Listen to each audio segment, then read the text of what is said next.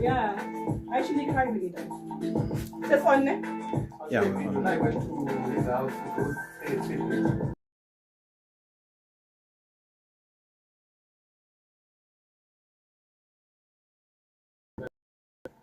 Was with us.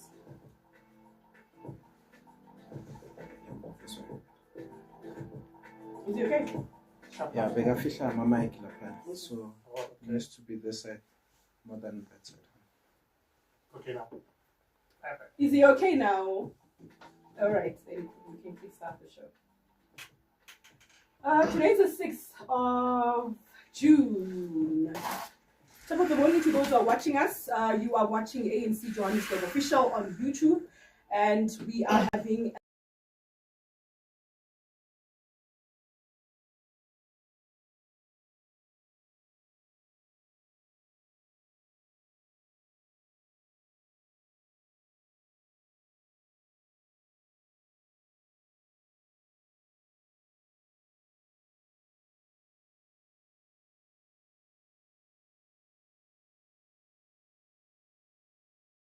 is finally we have you. Good morning to your viewers. Good morning, yes. Johannesburg, Yeah. that are following your show. It's quite a brilliant show. Is it? Thank you for having me. Following your interviews, you know. and do you prepare yourself when you watch our interviews? You do, you know, you prepare for everything. You know, from my childhood, when you go for something, you always prepare. You don't take things for granted. Because there are surprises. So you prepare. That's true. Yeah. That's true. So we learn from school that when we go to exams, we prepare. So when we do interviews, we prepare. When we go for meetings, we prepare. You know, so yeah, we do prepare. All right. So we are in the month of June. So maybe we want to start with that. It's the month of June. It's Youth Month. It was officially launched on Tuesday at Uncle Tom's. So since you are known already as a youth leader, or a former youth leader, or a youth leader, it's much more better. What's your message to young people before we officially start with who you are, where you come from? Yeah, I think one of the biggest message for young people is that we need to define our generational mission as this generation. You might know that different generations have contributed to the struggle for transformation, as well as for economic freedom in our lifetime. The generation of 1944 played a critical role in ensuring that they shape the African National Congress not to be an organization of gentlemen, but to be an organization that take up arms, and that gave rise to campaigns such as the Defiance Campaign, the Freedom Charter. You might look at the generation of 1976 that actually fought against a language, which was Afrikaans. But the problem, it was not necessarily Afrikaans, but it was the manner in which that language was used as an instrument to perpetuate apartheid and segregation. But those young people of 1976 took to the street to ensure that they fight against that language. I always make a joke and say in 1976, it meant that you will study geography in Afrikaans, you study history in Afrikaans,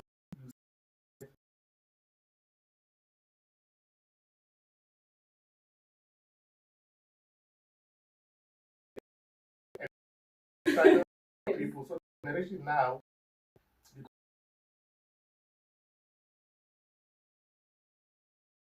freedom of, but we don't have the freedom of the economy. Actually, we don't have that economic freedom. So young people of today must ensure that they fight for economic freedom in our lifetime. You know, in the Congress, the 26th National Congress of the ANC, where we resolve on economic freedom and social change now. We need to deal with the social aspect. We need to deal with the social ills of our country. We need to ensure young people are employed. We need to ensure that there's no abject poverty in where we live, especially in the remote areas. Alexandra, the Orange Farm, the Diepsloot, as well as other settlements in Johannesburg. So that was the party. Yes. Very much important. Acquire as much knowledge as you need to, and then let's make sure that we take up spaces, even position of authority, position of decision making. young people must take up that space. Mm. So that is the message for me today. That was the message. If you just join us, welcome to it. The time is 10:14. It is the 6th of June, and we just asked Amu, as our former leader here in Johannesburg and Gauteng, what is his message to the young people? I think it's very much important that we have the tools for that economic freedom that we want. Part of it is, of course, education. So we can now officially kickstart the show. Who is Amu? We want to go back to where you grew up, and then we'll move to how the political bug hit you, and then we'll go gradually on the show as to unpacking who Amu is, and then we'll speak about what you all want to know. Okay. So let's start with the little Amu. Where did you grow up? Actually, I'm from a nice town in Limpopo called Tzaneen. Like any other young person, I came to Joburg looking for economic opportunities. I went to the University of Johannesburg in Soweto campus, before I moved to the main campus, which is the Auckland Park Kingsway campus. When I got there, actually my first point of reference was that I was looking for an ANC youth league office because I knew the youth league from home. I was a member there. Then the youth league was not formed in that campus. Then they showed me that there is a sister organization called SASCO, the South African Student Congress. And we were lucky in that year because UJ was doing it was because there was a major 2005. So when we went to Bus in 2008, they were still moving some of the courses to different campuses. So there was LLB at UJ Soweto.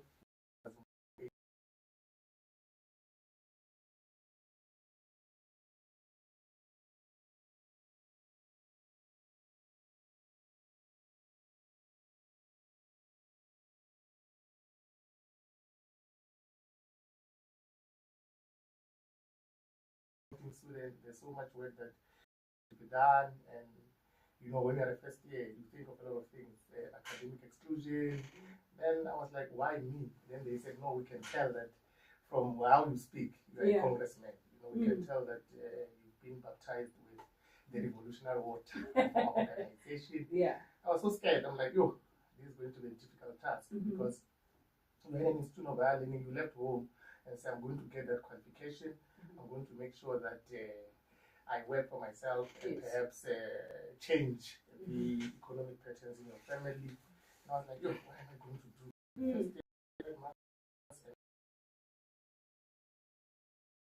Measure as an achievement if I take up this role. And then he says, no, all you have to do, SASCO at the time had 7 seats out of 10 in the SRC. 2 was PASMA and 1 was an individual candidate. He said, when we go to election this October, you must make sure that you win all 10 seats. And in order to do that, you need to make sure that there's unity in the structure. You guys, you are young, you are energetic, bring other young people, and then make sure that you take this organization from ordinary to extraordinary. And I took that role. And then in a month's time, when it was April, I was elected as a chair of SASCO in that campus. In my first day, I was like, yo, that's so huge.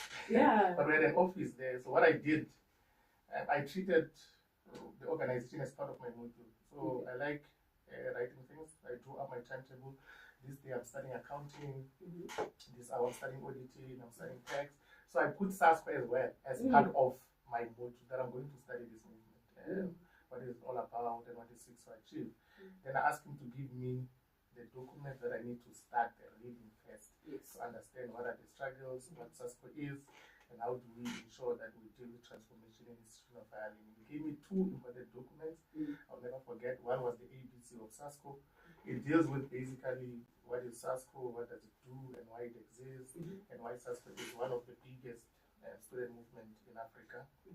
And the second document was the sport document. It wasn't necessarily the strategic perspective on transformation. It deals with transformation of institution of higher learning. So those 2 documents are very important documents. They gave me a shape on what SASCO is all about, and it gave me the confidence to lead that campus. So then I was staying at Omond Review in Johannesburg. I met a guy called Cde Amukelani. He made me join Mzala branch. The youth league in Mzala branch and the ANC. And in 2011, our branch now, there was demarcation. Then there was a formation of Ward 125. And then where I was staying, we demarcated to a new branch. And then that's where we became the first people that led the ANC in that branch. The chair was Comrade Karabo, Obakeng Chikan was the secretary, and I was elected as the deputy secretary. It's like new branch. So I was one of the inaugural. So that branch, was that youth league or what was established? Was a youth league? No. When it was, so the demarcation, it moved the entire ward. Yes. From 54 to creating of a new ward 125. Okay. But in our way, yeah. So the ANC was a WTT, the youth league was a BTT as well. So but I was elected as the deputy secretary of the youth league in 2011. But because the branch is a branch that that's why I met Comrade Jeff actually, because I was part of the branch and he believed in young people. And what Comrade Jeff did, even though we're leading the youth league, he said, you guys are still young, but find expression in the ANC as additional members. So while you are busy with your youth league politics, you can also learn about what the ANC does. And all of us, myself, Karabo, and Obakeng, were elected into the ANC, but as additional members in 2011. It was a new branch, so we're inaugural branch executive committee, top 5 of the youth league, and then the branch executive committee of the ANC as additional members. And then since then, I stationed in what was 125. That is zone 6. That's zone 11. That's zone 11. South of Joburg. Yes. Okay, all right. So let's talk just briefly about, you're saying that when you move from Egiyani, when you moved to Johannesburg, it was mainly for academic reasons. That's for academic reasons. All right. So when you get to Johannesburg, I'm sure already, even if you're in Giyani, when you study the history of South Africa, you always hear about the Vilakazi streets, you hear about the Mandelas. What are the people that you possibly look up to in Egiyani? You can say that, wow, I remember there was this man who used to call meetings, or was there a difference in the politics of Ekaya and the politics of Soweto? There was no difference, basically, but Soweto is quite quicker in terms of issues. You know, at home, it's quite easy because one thing is that there is no language barrier. All of us, you speak the same language. All of you grew up together. You went to the same primary school. You understand each other's struggle. So you know that Umaki, there are these challenges in that family and so forth. So the struggle are quite different. Unlike Johannesburg. Johannesburg is quite vast. There's a lot of different people from different demographics, from different upbringing, as well as different culture, and sometimes different language. You would understand that when I got into Joburg, the only language that I knew was Tsonga and English.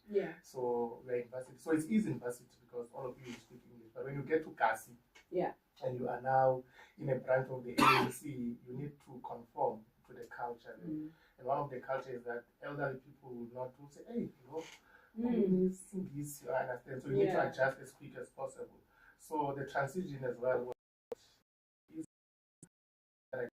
The thing that I learned as a young person is that failure is not an option. I deliver what I need to deliver, what I need to do. And the reception when I get to Joburg, it was quite impressive. You know, comrades like Comrade Obakeng Chikani met me. I met Comrade Nati through Comrade Obakeng. They were quite receptive to say, as a young man who has joined the youth league, who love this organization, we are going to ensure that we give you the basics that you need. We know you are still in varsity, but you can still participate on the other side. And through Abunati, I met the likes of Comrade Makatini because at the time they were together. In the youth league, I met in the conference, the second Randburg Congress of the youth league. When Makatini was elected as chair, and Louis was elected as secretary. Because of Obakeng, I used to travel with him, so I got to be in the space, you know, of all these conferences, and it was quite interesting to see different people. So we used to travel with Comrade Obakeng, Comrade Nati to Snake Park, you know, to go there, chill with Amukelani and everyone, and they gave me a role to say, since you are from varsity and you would know how to operate the gadget and so forth, you will be the administrator of this lobby group. You know, and we are going to administrate for us, we are going to take minutes in our meetings. And I was so impressed with that particular role because it gave me a lot of skills that I thought I might not have as an individual. You know, some people, they can see that you are type of this person, and then you don't see it. But when they throw you in the deep end, you strike and you realize that, oh, I'm this person. And you know how Joburg is it's quite scary. You know? The politics are quite intensive. The politics move so quickly, so you need to adapt as quick as possible. But those roles, they gave me that space. And at the time, I was leading SASCO as a regional secretary, and later on, I was elected as the provincial chair of Gauteng. So the transition as well in SASCO, as well as leading the youth league in the branch, gave me the person that I am today. So now that you are in Gauteng, would you comfortably say that Gauteng has not necessarily made you? There's things that you have learned that have shaped your character and even how you lead? Or are you finding that, oh, okay, Sharp, my personality has still been consistent? You also have taught us certain things or evolved some of your behaviors towards us as at that time when you joined Gauteng. Gauteng has shaped your politics. Would you say Gauteng shaped your politics? Or is it a mixture of, as I said, and also Gauteng? Actually, Gauteng shaped my politics. At home, I learned the basics. The basics of a human being, you know, respect. I learned those attributes in terms of respect and how to talk to other people. Those are the things that you learn from the family when you grow up. But the person that I am is Johannesburg that shaped me. You know, at home I was still young. You know, when I came to Joburg, I was like about 17 years old. So you know, you can understand from being in high school and coming to varsity. So getting into SASCO at UJ changed my life. Joining the ANC League changed my life. Like I said, that the political spectrum is quite different and it's huge. In Gauteng, you are with people that sometimes when you are in a remote area, like in a village, you are not exposed to different political figures. You would see them in television, you would wish that one day you are next to them. But when you're in Gauteng, these people are next to you. I mean, the geographic location of Gauteng gives people of Gauteng that leverage. You know, Luthuli House is just next to you. I mean, when I was still the president of UJ Soweto campus, we invited Julius Malema. He was the president of the ANC Youth League at the time. Unfortunately, he left the Youth League. It was easy for us to have access to Julius because he was stationed in the Luthuli House. It was easy for us to have access to different leaders. Sometimes some of them you will see them in the branches because they're in Gauteng, you know. So Gauteng shaped me, gave me the political credentials that I have, gave me the political acumen, and also shaped my character as an individual on how to survive in a political environment. Because the political environment is very volatile. The political environment is very sometimes very dangerous as well. And being in a province like Gauteng, you need to be careful on how you do your thing. So you have to adjust to the environment. So the person that I am today, I'm necessarily a Joburg. It's been over 17 years in Joburg and participating in different organizations, like I said, SASCO, the Youth League in particular, as well as the ANC. So now that you're a scholar, you study accounting. Yeah, I studied accounting. Right. So now that, you know, normally a person who's not active in politics, they would just go to school and seek employment. And then there's this bar called politics in the ANC. Then you start to see, no, there's much more that needs to be done. Could be because you need to share the skills that you have acquired at university level. So where are you now when it comes to the academics that you have learned? Are you seeing yourself that you still need to serve within the ANC, or you can dabble between private sector and just be a comrade, or you've seen that there's a lack or a vacuum here where you can fill on this?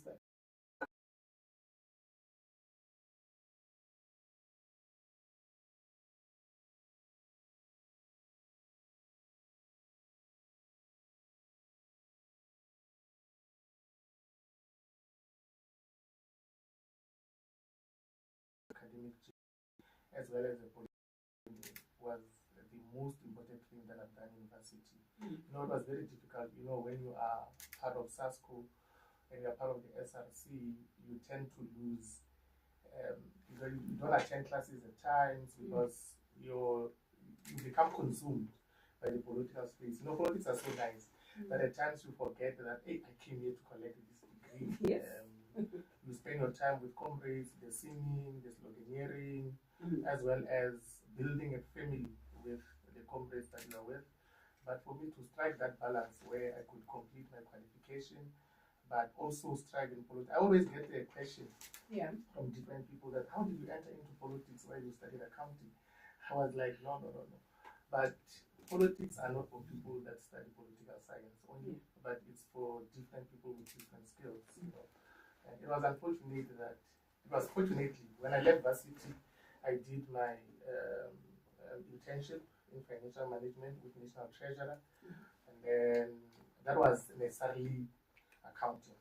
Then I moved to the city of Johannesburg as a researcher, and then because of my qualification, because I did my honors in accounting, and then they gave me the cluster of which is called economic cluster. So I started dealing with finance, economic development, as well as governance. So that is literally what I studied in university.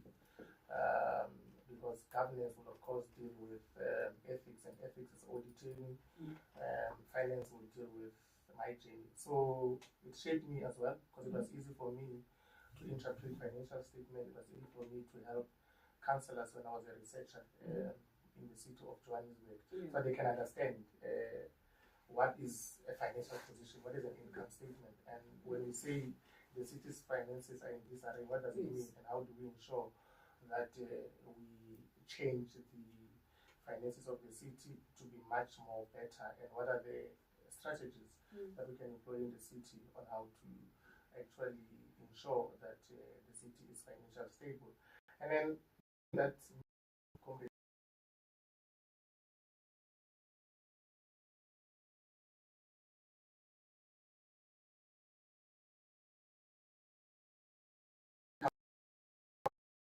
when I was an MMC for finance, you could necessarily come to me with the documents and say, how do you interpret this? And I would read and try to talk to him. I'm like, but this man is more knowledgeable than me. Then one day I had an interest to say, you are making me interpret this to you while I know that we have went through this journey and you have acquired so much knowledge that you understand what is happening. Why are you doing this? Then he says, no, I'm building a character in you.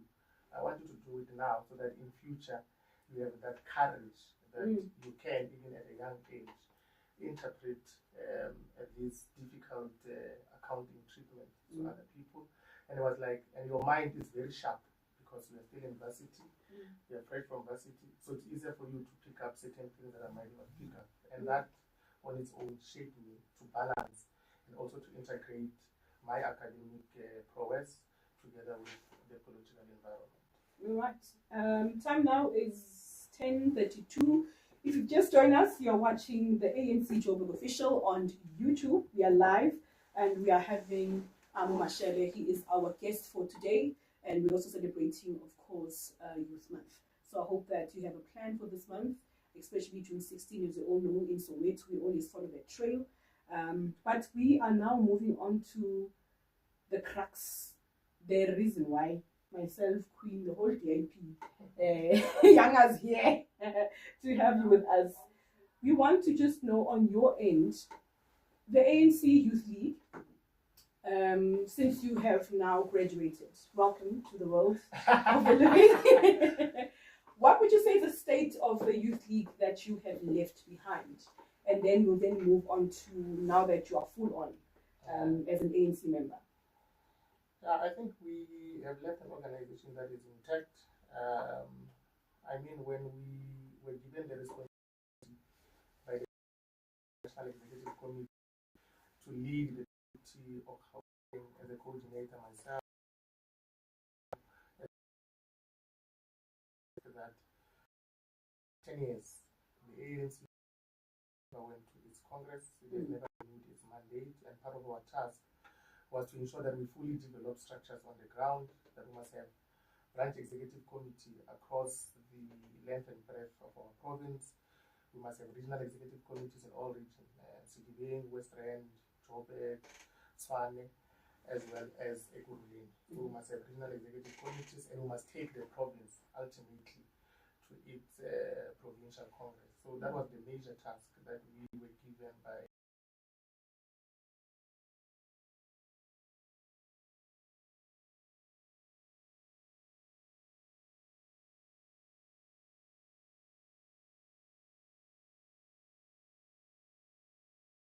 unfortunately, because of different reasons, we couldn't achieve that in Gauteng.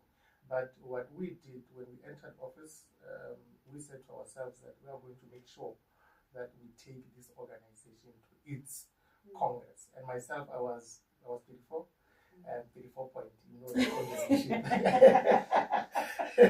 And people were saying that no, and because Amu is graduating soon, he will not have so much interest to take this organization to its congress because he can't be elected BSA, so you won't have the same energy as like other people when you have not graduated. But for me, it was that we need to deliver at this congress because it's part of your history, it's part of your contribution to the struggle.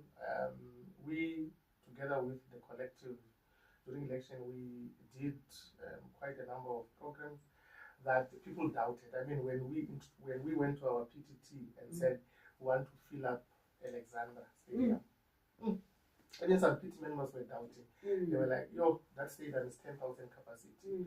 How are we going to do it?" And I told Tag, I said, "No, Chair, we need to ensure that let's do these things. Whoever is doubting us will find us on the way. We must make sure that we are on the ground to ensure that this program is a success." And there are quite a number of programs that we undertook as the PTT towards in preparation for our provincial congress. And I can proudly say today that we delivered at that congress. It was a watershed congress. It was successful. There were no fights. There were no lot of things that were happening. And later on, the leadership that took over went and did the regional congresses in Cde, in West Rand. So now we can probably say that in all our structures in Gauteng, we are led by executive committees. So that was our contribution to the ANC chief. The youth league that we have currently that is led by Comrade Colin and Comrade William. It's quite impressive. There are a number of things that there, besides filling up stadiums, besides walking, mobilizing 20,000 people to walk to JSE. There are quite a number of programs. You can see the ANC as well is revitalized by the National Executive Committee. There are quite a number of programs that they've undertaken. They've since now even delivered Comrade SG to represent us in Hoofdi. He's the second vice president. So we're even entering the international space. So the youth league is intact. The only thing that we have to do now is to ensure that we deal with the socio-economic challenges that face young people. We need to ensure that the NYDA, which deals necessarily with the job creation as well as mainstreaming youth development, is rolled out to all municipalities. I know in the city we do have the youth directorate in the city of Joburg, we do have the youth directorate in the city of Ekurhuleni, and I saw in West Rand as well there's the youth unit. So we need to integrate this youth development initiative into one focal point to ensure that the mainstreaming become impactful. So the youth needs to do that, but the NEC is intact. The NEC is at the right track, and I think the organization that I've left as a graduate is quite at the right track. So now, go mother board. Yes, we are in the mother body. Now in the mother body, and with the mother body of Johannesburg. You are serving in Johannesburg. You're a member in Johannesburg.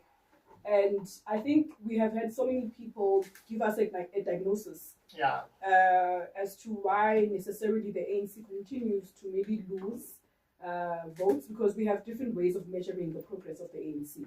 It's the lives of our people. If they are definitely improving, we look at the infrastructure of our society, the way that we speed our public service. So there's many ways for you to see where the ANC is doing good or where we need to fix on.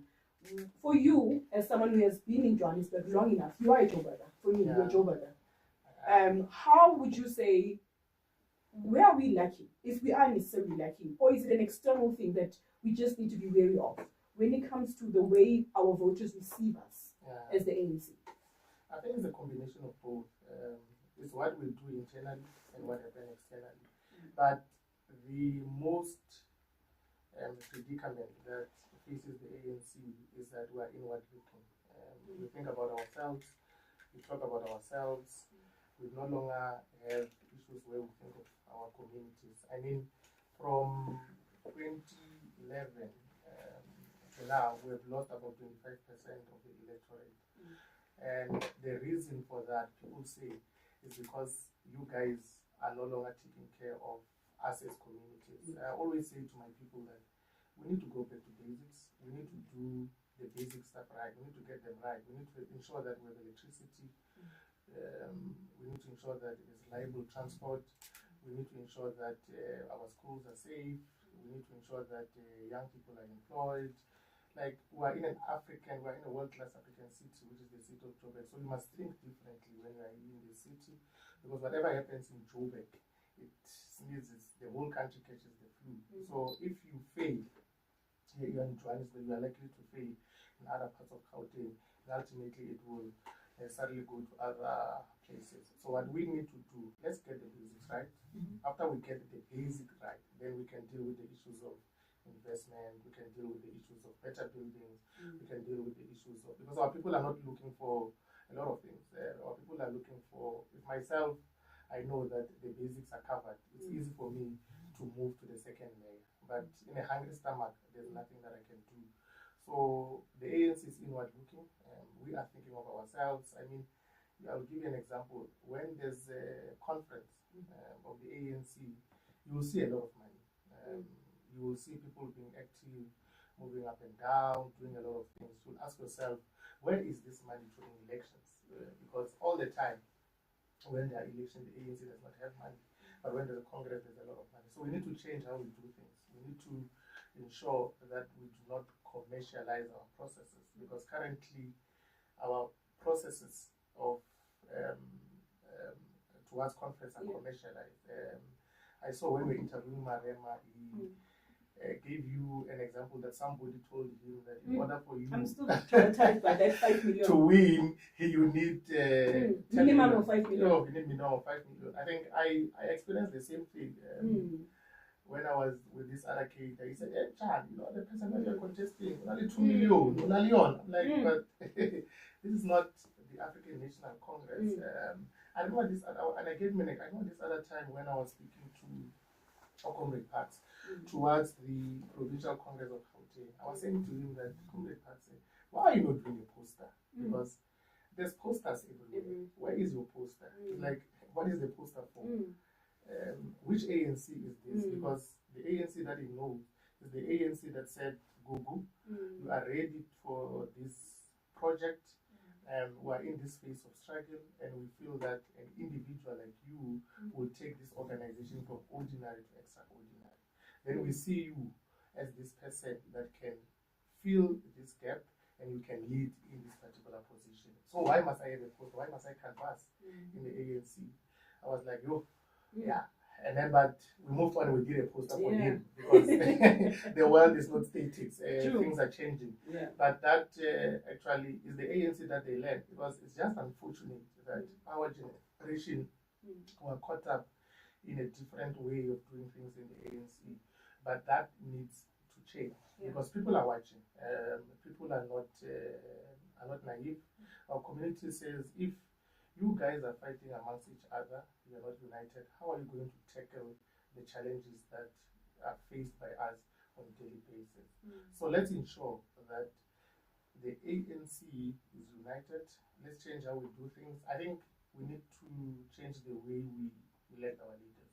You know, the ANC is too democratic, it's okay, but the manner in which campaigning is happening is at the demise of our glorious movement. Any person with money without track record, without having served the ANC in different structures, without even the genesis of understanding what the ANC, the basics of the African National Congress can emerge, because we've got that 10 million and we are able to move around to buy ANC branches. That needs to change. We need to build a resilient structure. We need to ensure that our people on the ground understand the fundamental principle and the values that guide this liberation movement. If we can get the basics right, I can tell you, we can have a strong ANC in Joburg. We can reclaim the city of Joburg. I mean, when I was still a PTT member, there was a research that was presented in the Provincial Executive Committee that actually in Joburg, in Gauteng, the ANC has lost 5 million voters. And those voters, from 2016 to the last election, have not voted for any other party, but they abstained. Yeah. So we need to find those 5 billion people, because they are saying those 5 billion people, there is no any other party other than the ANC that can take us from this abject poverty to a better space. We are waiting for you to self-correct. We are waiting for you to do the things right. We are waiting for you to stop being inward looking and start thinking about community. So we need leaders that are driven by community struggle. We need leaders that are in communities. We need leaders that are in churches. We need leaders that are in sports tournaments, are in sports facilities, are in committees. We need leaders that are in civic organizations. So our leaders in the ANC must do things right. We will go get those 5 million voters, and we'll be able to reclaim the seat of Joburg and ultimately win them the Gauteng province. If we were to maybe sit, even nationally, because most of the things will then affect other regions. Yeah. If we were to sit and then say, maybe the terms of regional leadership should also be looked at. I know I was once, what? And I said, no, think about it. If we were to align with the national calendar, I can really normally vote every 5 years. And then we then have the local also will be in between that 5 years national. You know, we have national, provincial, then we have your local elections. Yes. Can we not maybe, since we are under the local one, align it to our local elections? So for example, 2016 to 2021, we'll then have leadership that will emerge in 2016 that will serve that 5 years. Because you'd find some other leaders saying that, you know, I have so much more that I need to do. You know, and then you find those who are on the line like, chief, now you want them to extend me then. So for when not personally, you have your vision for Johannesburg, of course. Yeah. Then if I were to ask you bluntly, do you think that you'll be able to execute whatever plans you have, or would have set enough routes that by the time your term were to lapse at that time and no one wants you to come back, or maybe sometimes we want you provincial at that time, do you think that 3 years is enough? Maybe the issue is not only about commercializing it. Yeah. It could be maybe the term that I really want to finish what I started. So would you say maybe we might amend our constitution that could also assist? I think you are quite correct. Yesterday I was having a conversation with one of my comrades to say, today is the 6th, Yeah, 6th of June. 3 years back, on the 5th of June, we're electing this regional executive committee. And I was saying to my friend that it feels like it was yesterday. You know, 3 years is so quick that most of the REC members, that their term of office is now lapsed. Yeah. Because 3 years has lapsed in terms of the constitution. And most of the REC members have not done enough to ensure that the vision that they had for Johannesburg is realized. I think 3 years is not quite enough because we are dealing with different challenges. In your first year, you might want to actually develop a strategy on how do we ensure that firstly, we fully develop our structures in Joburg, because firstly, you need fully developed structures that are activity-based structures that deal with activism in their communities. So you don't just elect a VEC. You need a VEC that is involved in community struggle. So you need to deal with that first at a basic level, that you need strong branches of the ANC. You will deal with that in your first year to build that type of a branch of the ANC that is within the confines of the constitution. And in your second year, you will move towards implementation of your programs as an REC to ensure that these branches that we have elected, these branch executive committees, are necessarily doing their program of action, and that they are reporting, and that they are doing those programs. Now, in 3 years, when you enter, people are looking at the city of Joburg. You forget about the branches, so what is happening in the city, and then boom, 3 years has lapsed, and you're not done as the REC. So I think we need to relook at the term of office and align them with the National Executive Committee as well as the Provincial Executive Committee. You know why? Because what I've observed is that we are always in a constant mode of election as the African National Congress. Would have a regional congress this year. Next year, we're having a provincial congress. After that, we're having the national congress. And branches of the ANC can multitask. When there's a regional congress, all of them, they focus on the regional congress. When there's a provincial congress, they focus on the provincial congress. They don't focus on their day-to-day activities and things that they need to do. And we also need to align our governance model in terms of all these spheres of governance. I know there's a conversation around why don't we have local government election and have 3 ballots or 4 ballots, local government election, provincial election, national elections at once. Because in between our congresses, there's elections. For an example, if Joburg goes to Congress this year, people are campaigning, we're in an election mode. Next year is local government elections. It's elections again. Then after that year is provincial congress of Gauteng. The provincial congress of Gauteng is national congress. Then it's national elections. So our minds are always in a constant mode of election. And election brings different views, because I might prefer Yanga to lead and Yanga might prefer Gugu. And in between, because some people are not really matured, there might be fights, and that it affects the African National Congress. So I agree with you.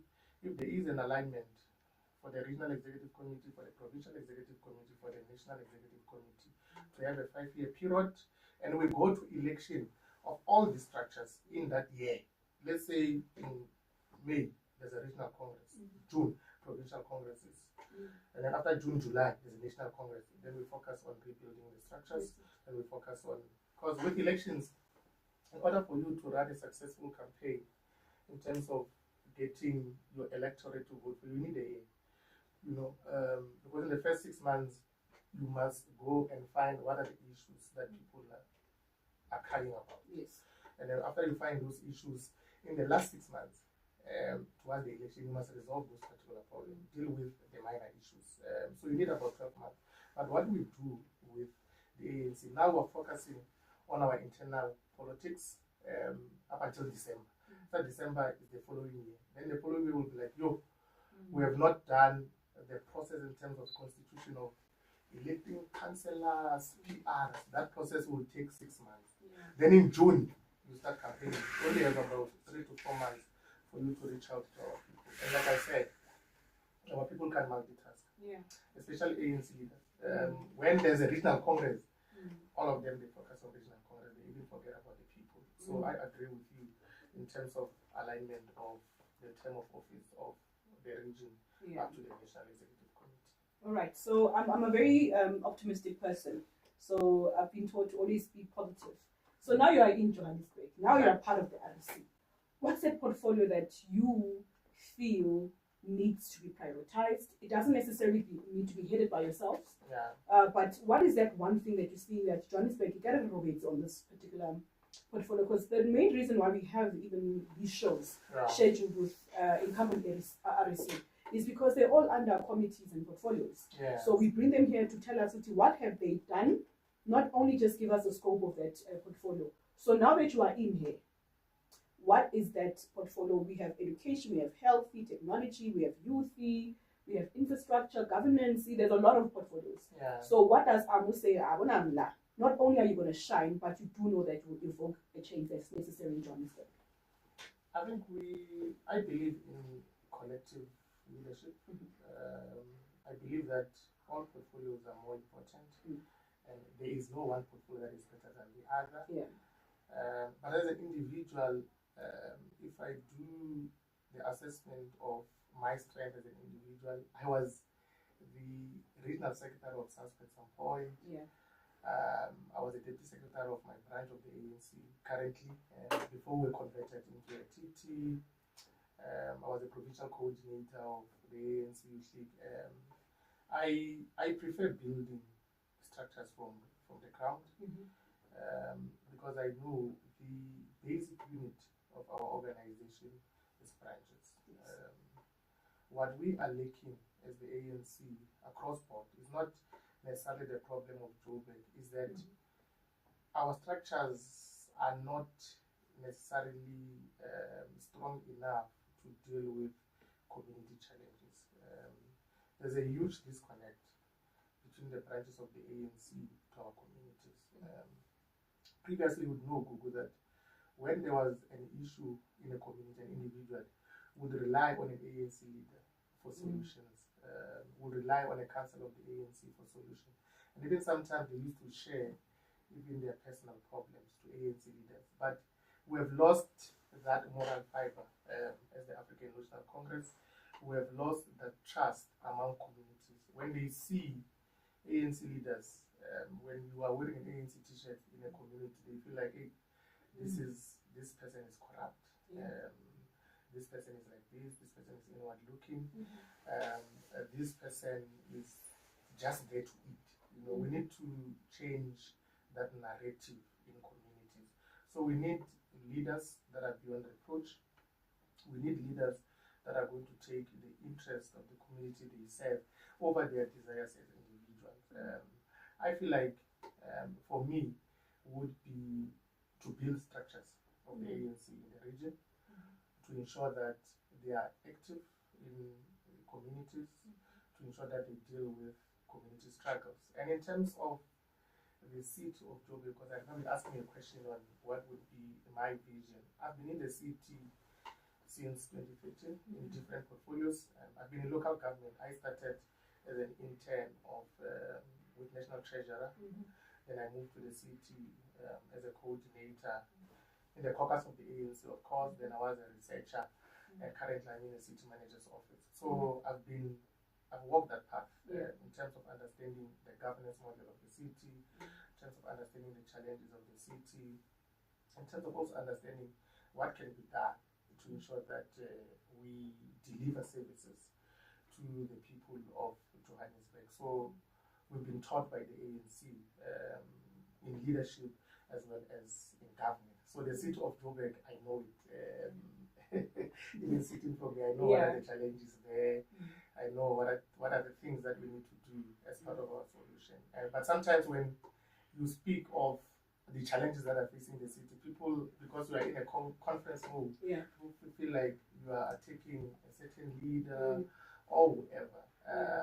But we know the solution on how to ensure that we take our organization to greater heights, and we know how we are going to ensure that the people of Johannesburg feel that they are represented by the African National Congress in order for us to reclaim the city.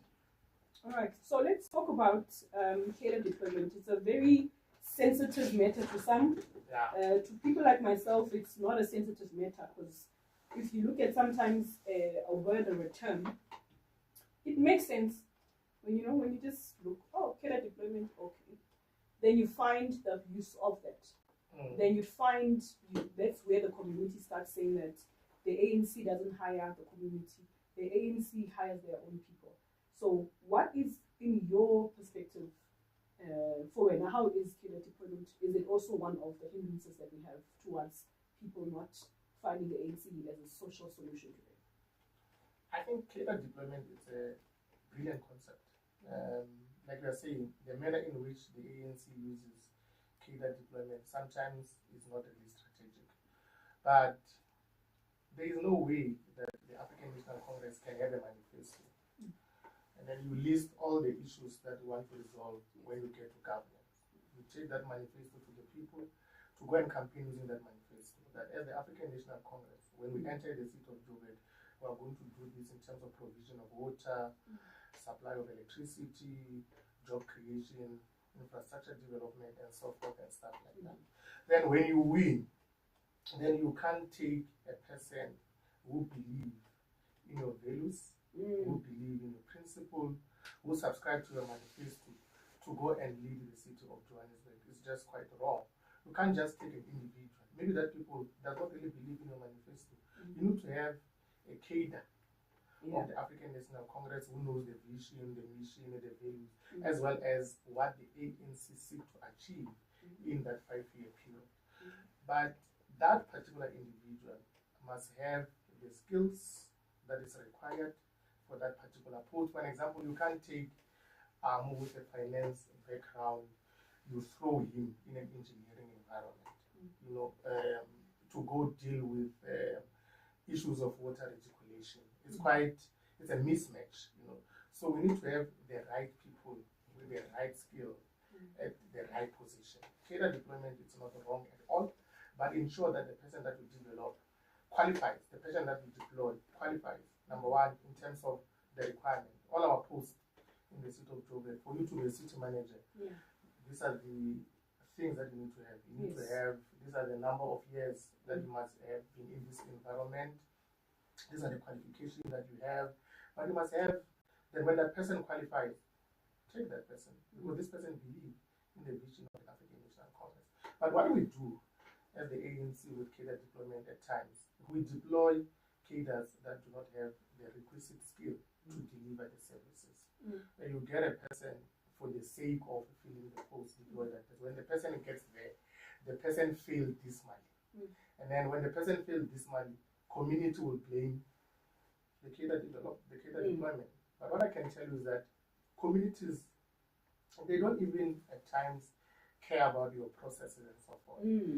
They care about their needs. If you deliver the services, even if it's a robot that is delivering the services, they will praise that robot. All they want is that their issues, their problems must be resolved. So cadre deployment is not a problem. The ANC, in my view, must not shy away. I mean, DA, when they came into power, they wrote a long letter.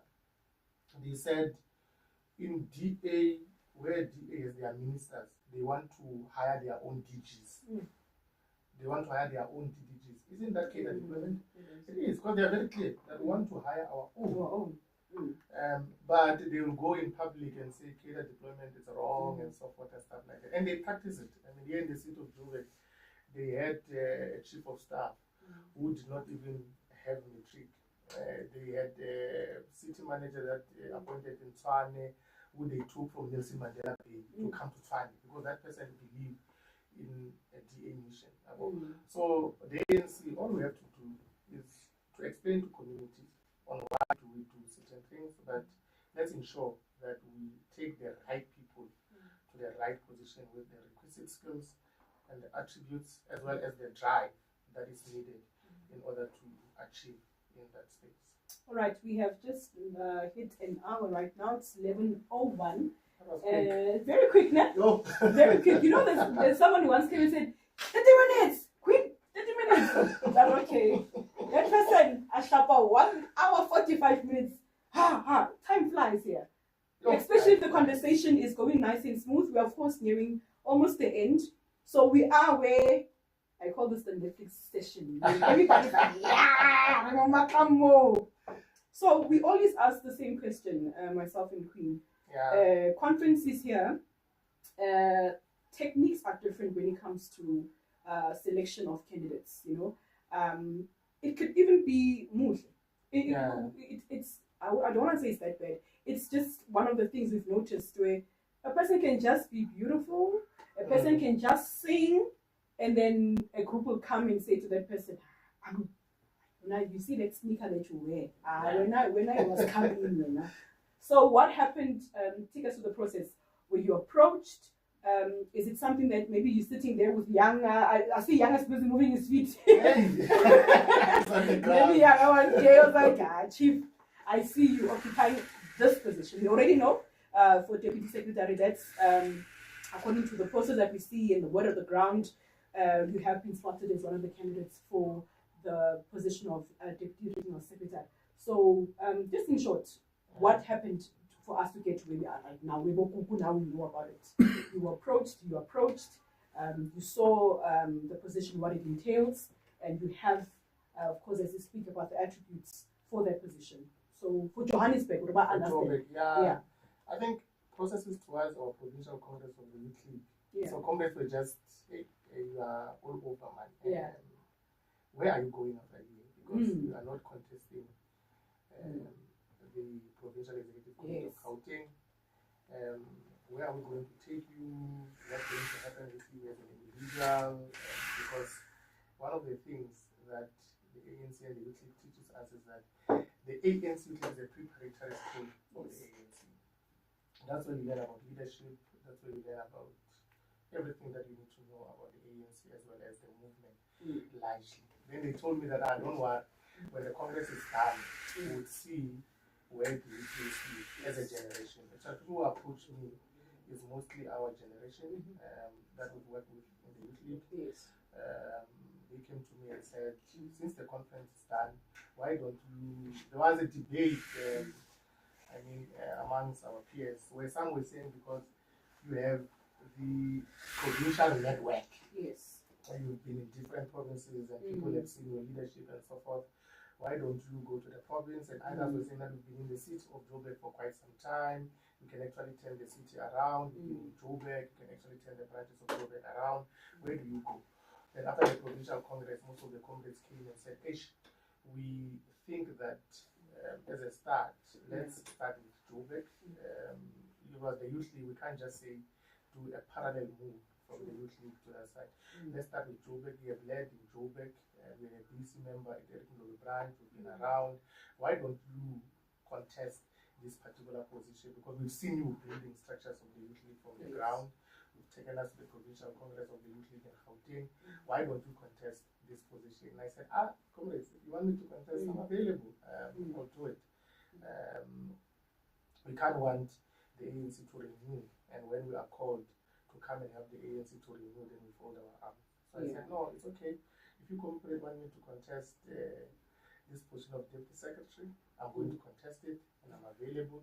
And I think I've got the qualities, I've got the attributes, and I have what it takes in order to strive in that position. So, yes. So it's my generation that approached me. Yeah, I love that you touched on what the position entails, because you know a lot of people, when you sit down, the things that you and Queen here, are you ready?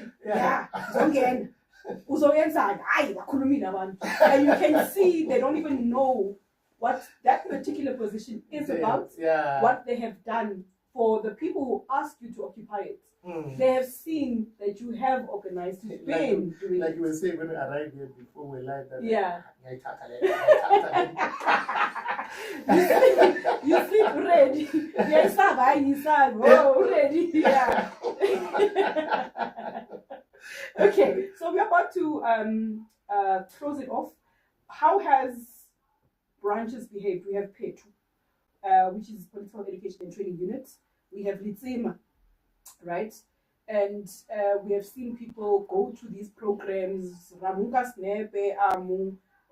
does that mean? You know, I'm seeing different strategies to win other branches. There's the element of money as well. What is your strategy? Because we see a lot of Insta things done. I call them Insta. When you're just taking pictures for me, you're holding a spade. What is that supposed to say to me? So what strategy would you perhaps prefer using? Others have done lectures of our previous leaders. And I also have a bit of a 50-50 on those lectures, because I'm open to internet. You know, I can read up on a leader. I can understand what they've done. I'm asking myself, why are you telling me now about Shakma? Why are you telling me now about all our previous leaders? How is that supposed to convince me about the Johannesburg of 2025? So what is your strategy? And maybe they will still it, we don't know IP. But for now, what would you want people to give you a chance to do? Whether to come visit us in our branches, what is your strategy? I think I personally rely on my generation. It's a generational mission. It's a generation of the youth league that have led the ANC. Quite a number of people that have led the youth league are in their late 30s. And I believe that most of them would, at some point, want to lead the African National Congress, because they were prepared by the youth league to take over the ANC. So I rely on my generation. And when I look at the demographics of Joburg, I can tell you now we've done an analysis of where are young people. They are in branches. In certain branches, comrades are secretaries, comrades are deputy secretaries, and some are additional members. So for me, campaigning is one thing or the other. I will accept an invite if a branch says, because some people, they can't just elect an arm where Yana goes and says elect an arm. They must meet this person. Absolutely. This person must talk to them, and they must see the vision. They must see the ideas of this individual that he has. Because next time you elect a person and then they give this person a money, you'll be like, is this person that they're talking about? So we are available to be invited by branches to present ourselves to branches, the vision that we have for Joburg as an organization, the ANC, as well as for City of Joburg. But for me, it's not necessarily about campaigning, because I know that the people that said contest this position are in branches of the ANC, and they are leading in the executive, and they've got influence in those branches.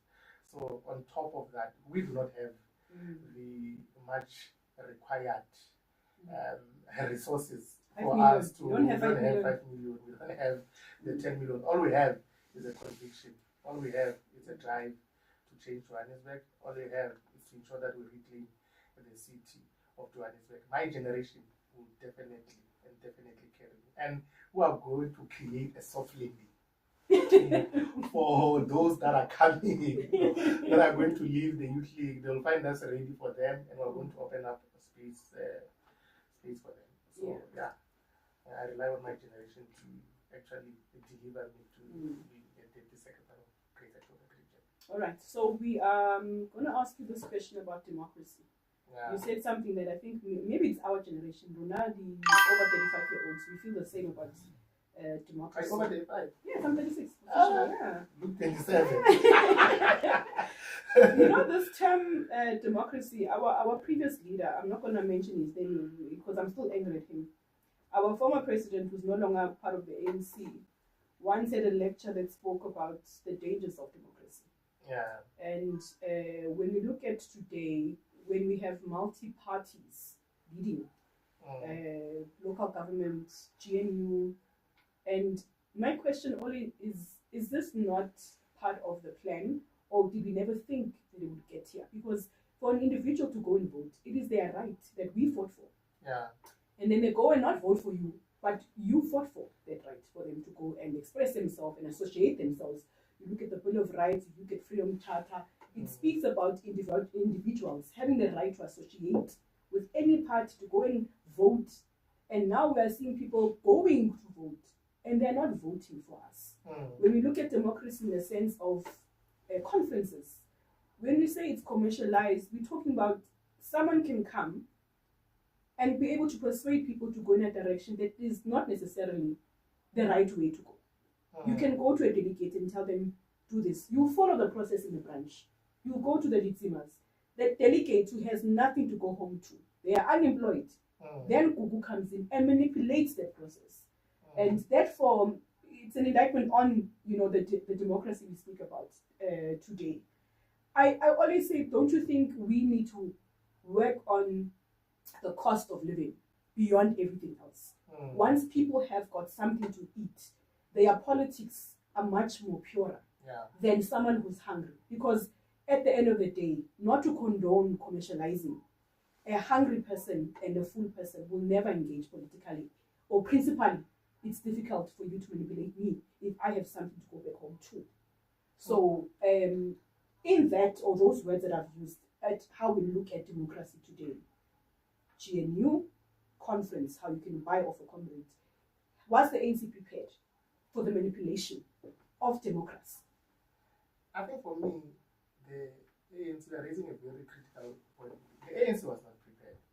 For me, when I analyze what the ANC did prior to democracy, even the constitution of the ANC and the country, I know we believe in best practices, because our constitution of the country it's a mix type of a constitution where you mix the Roman Dutch law, the canon law, and other laws, international laws. But I believe in, as opposed to best practice, I believe in best matches.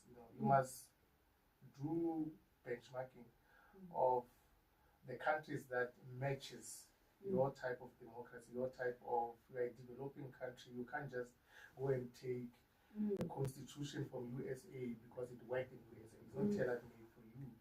In hindsight, I think the constitution of our country and that of the ANC was made through the image of Nelson Mandela. Because Mandela was this person, he was a hero, he was charismatic. So they made the constitution of the ANC to give this president so much power in the image of Nelson Mandela. Even the constitution of our country, not knowing that you can't have a lot of Mandelas. You might have people that are different in terms of approach, you might have people that have different ideas and so forth. So we gave a lot of power to the democracy that we find ourselves in today. To say we're in a democratic state, our country is going to be democratic so that the international can meet the international standards. And that democracy is haunting us today. I'll give you an example with our local government formula, the one that calculates the PR and so forth. It gives so much power and so much leverage to smaller parties. You would have a party. I was doing an assessment the other day. I found this other party was voted by 1,600 people.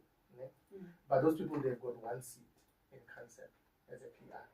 In Johannesburg, where the population is a lot of millions, the ANC gets 700,000 votes. We have 4 PR seats. The party gets 1,600. You can necessarily go to your community and mobilize 1,600 people to vote for you. Because that formula gives power to smaller parties. It's the democracy that the ANC agreed upon to say we must have a lot of voices in governance, not knowing that in the near future we might lose certain percentages. Because when Mandela came in, we had a lot of people that voted for the African National Congress. I think in the next election we got a 2/3 majority. So we didn't tailor-made this constitution of our country to fit the developing country that we are in South Africa, because we're looking for best practices. That the international standard, people are praising our constitution, but this constitution is detriment to us as the African National Congress. We are too democratic. You would have people that just travel outside the country and say there's genocide in South Africa, painting a bad picture in international platforms that white people are targeted in our country. Because we have cases that people can just speak for the sake of speaking, even though it's at the detriment of the very sovereignty that we build as this country. There's nothing we can do. You would have a situation where here in Joburg you've got a building that is hijacked. You have a situation where you've got people that just found an area and go there and build mukukos there and grab that land. Then the government will come and want to remove them.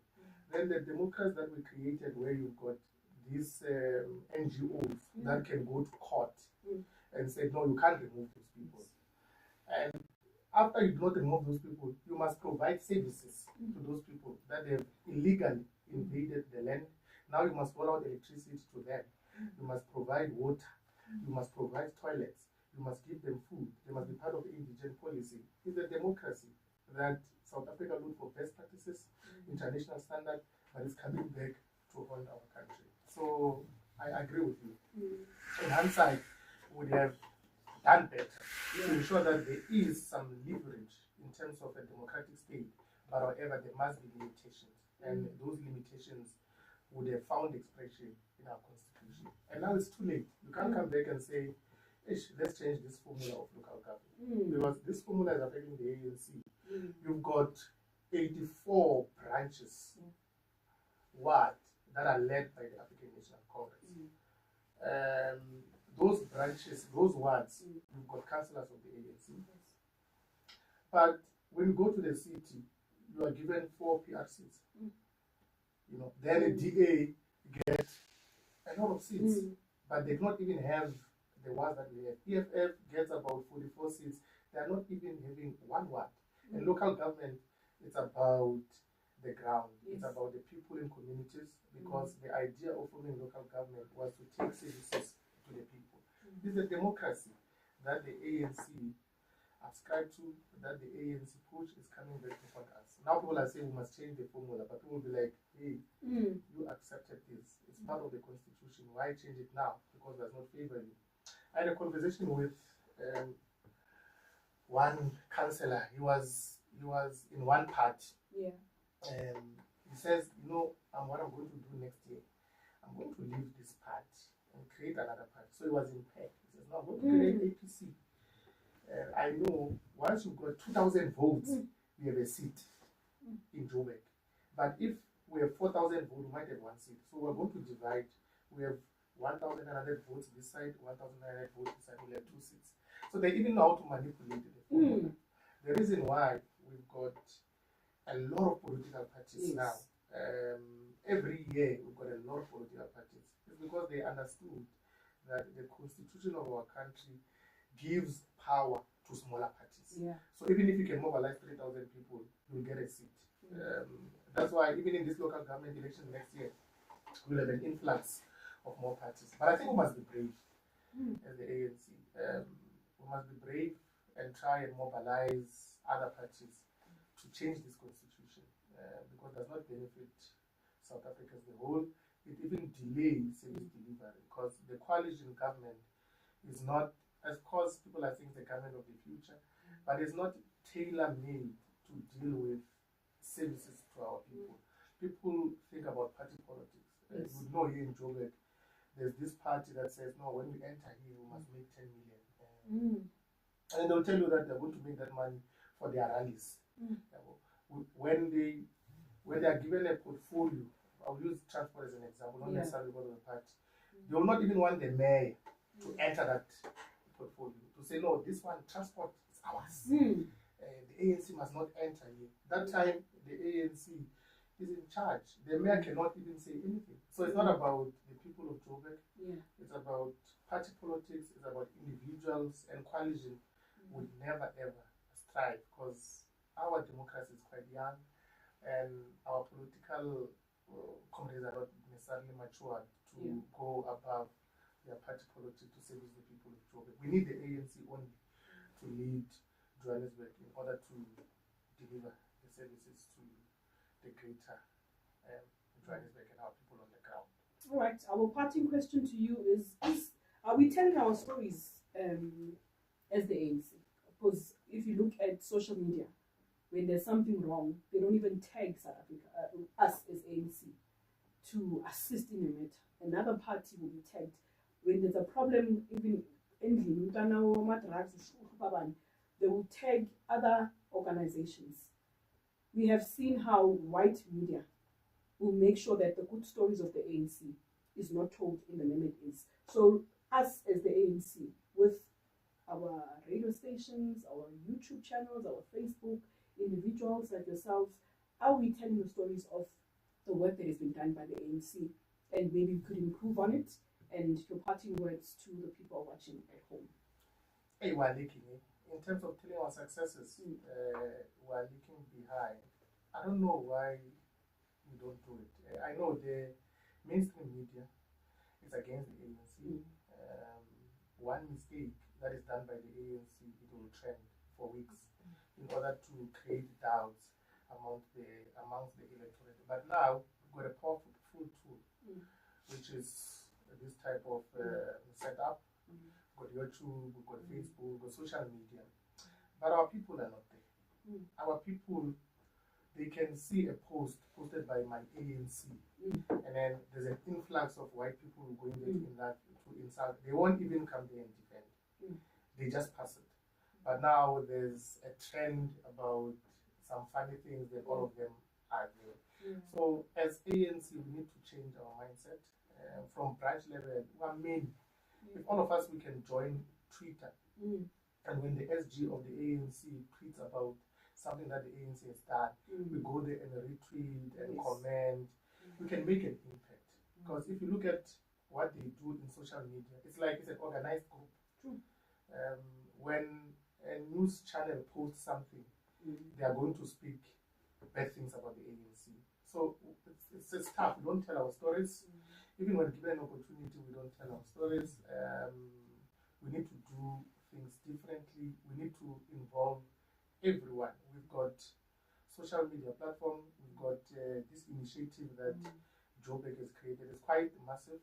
It's quite impressive, and I've seen your numbers are growing. You are doing a great job here. These are the platforms that we must use as the ANC to talk about our victories. There's many things that the ANC has done. There was a post which I think it was last month, which made me excited. I'm a Tintuawa as well, you see. I'm wearing this t-shirt of the Tintuawa. So there's a lady who was graduating, and she came with a board and said, "Thank you, NSFAS." That is the initiative of the African National Congress. Those are the things that we need to do. I mean, NSFAS is a creation of the ANC to ensure that young people from different backgrounds, from the west of the West, are able to access education without paying a cent. And it has been consistent throughout the years, where ANC has never ever in a single year not paid for tuition of students. NSFAS is one of our biggest victories as the ANC, but we don't take advantage of it. I mean, we've been providing basic income grants since then, and we've never ever missed even a month where the elderly, the children, and everyone did not get their grant. There are a lot of things that the ANC can celebrate, but our people do not know about it. So we need to ensure that as the African National Congress, we tell our stories. We can use our handles, we can use our Facebooks, we can use these channels to do it. We don't need the mainstream media in this technological era. We can do it ourselves, and it will get to the most vulnerable places. I mean, many people now have WhatsApps. We can create community groups where we tell our stories. And my parting shot to the people of Joburg and to you, Comrade Gugu, thank you so much for inviting me to come and share my insight. It was quite, and I like your questions. They are very relevant to our current struggle, and these are the conversations that we must have, and we must have more people in this show, and sometimes, if possible, we can even have all people that are contesting to line up. Everybody, to line up and say, hey. I said everyone here. No, it's quite a good show, and you and Comrade Queen are doing a great job. I mean, when you started this initiative, we never thought, even myself, that we will get to this platform. But when I saw the interviews keep coming, I was like, if I miss it, I'll go and watch. I've watched so many people that were here, and I think it will grow, and this is what we need. And thank you so much to the people of Johannesburg and the comrades that were listening. They were, and I even have the regulars who are also watching. Because Nati Kubega is always watching. Grato Kehatle is watching. Yanga's already here with us, so I want to mention you. Naleruna, Tiamo, Kahiso, and then Boitumelo, and Sam, Samu, our PT, the ANC Youth League, is also sending her love. So we are now at the end of the show. We actually took an hour 30 minutes. I thought I would take like 14 minutes. Yeah, time definitely does fly. So I think from our side, the entire DIP in Johannesburg, thank you firstly for honoring the invite.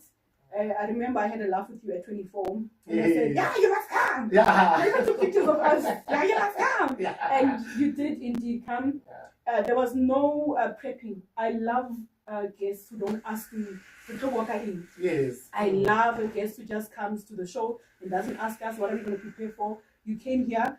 Branches will then decide, because that's why we are here, for you to make sober decisions and decide whether you allow Amu to be part of our leadership going forward. I am pro academics. I think there's a comrade who said on Monday when we launched Youth Month, young people go back to school. Young people go back to school. The NSFAS, the criteria allows even us. I call myself a call center baby. Yeah, because the kids, we had to just go and work. So now we are allowed to go back to school. So little now they're over 36. Let's go back to school. Get a skill. We're in a skills evolution, like Mr. CR said. It's time for us to go back to school, acquire skill, and make sure it's aligned to growing South Africa. So we need your engineers, we need your accountants. The khathe is being put on, dam system. What's the system? We are under what dam junk status. So we need the AMUs to tell us, are we indeed in junk status? What are the reasons we're in junk status? So we can compete. And how do we move from there? Yeah. So drive safe, and thank you so much for watching us. From me, Kukulez Magobani is on Monday. We are not going to tell you who's coming on Monday. We love there. Again.